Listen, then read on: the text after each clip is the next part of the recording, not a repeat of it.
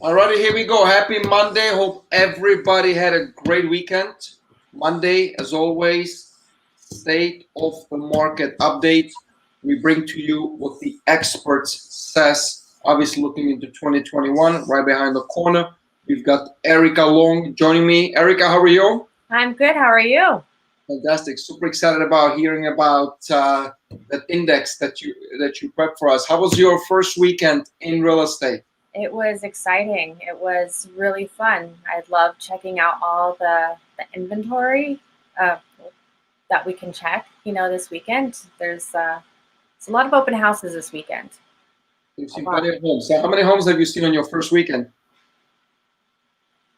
I would say a good dozen.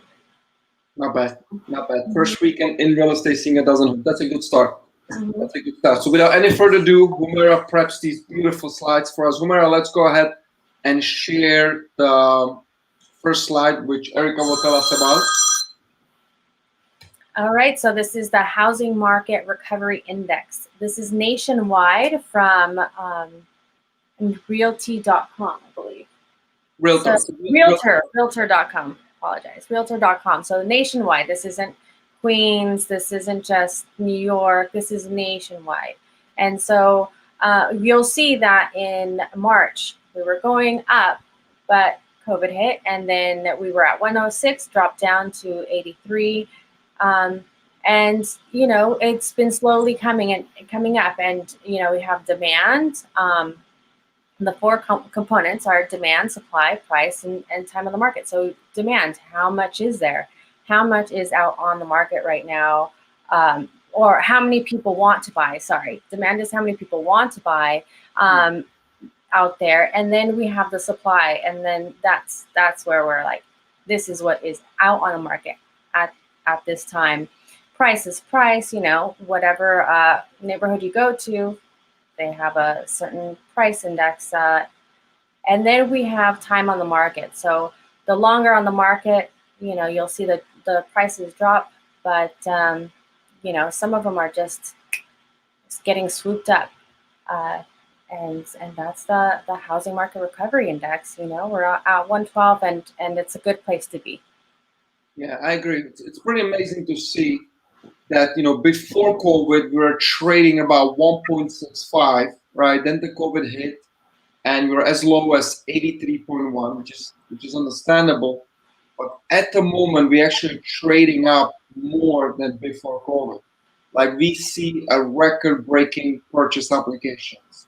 We see a record-breaking number of pending sales in the market. The only issue right now we would have is the supply. It's the inventory. But hopefully the March, the spring market always brings a ton of new inventory. Now the vaccines out, there's more confidence in the marketplace. But great report, Eric. Appreciate it. So housing market recovery index, we are trading higher than even before COVID, which is amazing. Which is amazing to see. Thank you, Erica. I'm gonna talk super briefly about forbearance. There we go. So number of mortgages in active forbearance is decreasing dramatically, right? So end of May, we were about 4.76 million people taking, not advantage, but utilizing the forbearance, right? Folks were out of work, reduced hours. Some tenants were not at work, were not able to pay. Banks came up with forbearance. Look, we'll give you 3 months, 6 months, 9 months, 12 months of delayed monthly payments. Folks, it's not a free ride, right? You don't get a free ride. Those payments will be attached to the end of the loan. But a lot of people, utilize it because it definitely can help you, right? Now, you don't have to make a $3,000 monthly payment. You can attach the payment to the end of the term. So end of May, about 4.76 million people utilizing it, while right now we are 2.79. Yes, the last couple of weeks the numbers had gone up again, right, from mid November at 2.74 to 2.79. So we do see a super slight increase. We'll definitely monitor it for you, but overall, I mean, we're pretty much halfway down with people taking a forbearance. Now let's share another slide, last slide for today, that's going to basically show us in detail those people who had took the forbearance up and upon exit from the forbearance plan, this is where they were, right? So the biggest chunk, the green, it's 54.6 are paid in full, meaning 30.6% made their monthly payments during the forbearance period. So even though they took on the forbearance, they were still in the position to take care of the payments, right? 7.1 million people had actually paid off the loan, right? And then maybe, you know, some of them have actually sell the properties, right? That way they pay off the loan, or maybe they refi into another loan. That way they paid off that particular loan, right? And then we got 16.9% out of the 54.6 have actually had the past due payments were brought current, right? So whatever late payments they had, they took care of it and they brought it current, which is amazing news, right? Now let's get back to 30.7 people. They're actually working out some kind of a plan, right? Repayment plan.